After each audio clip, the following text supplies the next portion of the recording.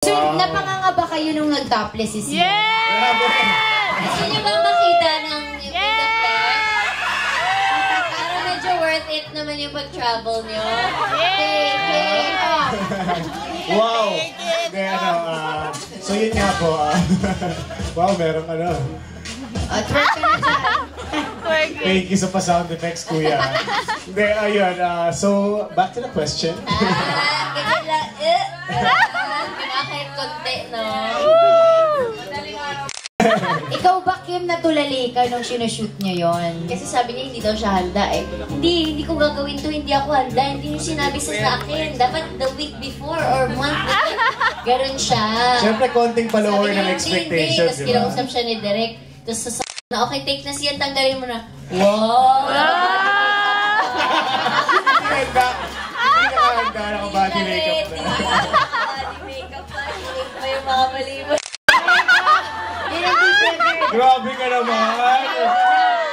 Hindi po siya handa, hindi po siya Hindi naman. handa. Tapos talaga, mayan, naiinis pa siya kunyari. May kasama kasi yung shaver ko na pang shave ko. Para makinis. Hindi ka prepared, may shaver kang baon. Hindi nga kasi, di ba, yung portable shaver, meron na siyang built-in. Kasi tubuin kasi yung balbas niya dito. Pag gumagabi na, lumadami. Sali dito. Lumadami dito. May chest hair ka pala, Sia. May trivia tayo. Ano inintay nga namin? Wala. Sia.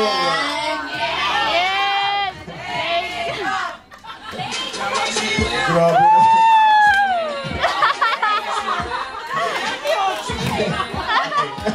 Namumula si Sia, no? Layo, Oo, para daw sulit. Sige. Panoorin na lang natin sa TV. Sige. Parang hindi ata sila Sia, halika na.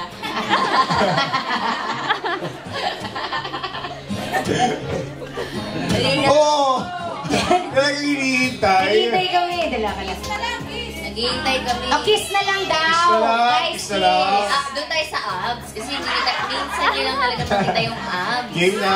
Napilitan pa siya, di ba? Napilitan siya nun. Kiss sa abs. Grabe! May kiss sa abs. Gababoy. Parang hindi nakaka-rated, rated G. Rated. Ay talaga may mga bata. May mga bata.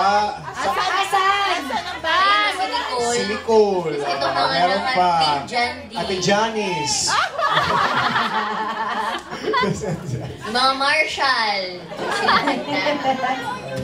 Ano na lang gusto niyo i-share sa kanila na isa sa mga pinaka-memorable moment niyo na nung sinushooting niyo yon na hindi niyo makakalimutan dahil either nakakatawa o may nangyari o ano man.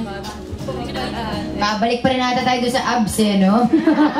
Yun kasi yung pinaka-hindi makakalimutan. Ayoko! Galit talaga siya. Tawagan niya ba yung handler niya? Hindi Wala talaga. ako tinawagan ha. Okay naman yung tumawag. Ganun talaga, big deal po yung pagbubad niya. Tita Charo! Tita Mayol, ano ba naman to? Basta rin sa firma sa usapan.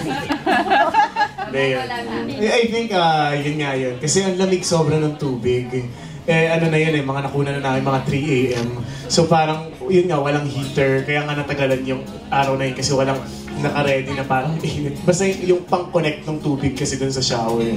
So yun, malamig lang yung tubig. So, Yeah, tapos yung unang take, feel na namin. Okay na, preview. Isahan lang kasi yun kasi sobrang lamig talaga. Studio pa, sobrang lamig. Preview, ay, sorry po, pasensya na.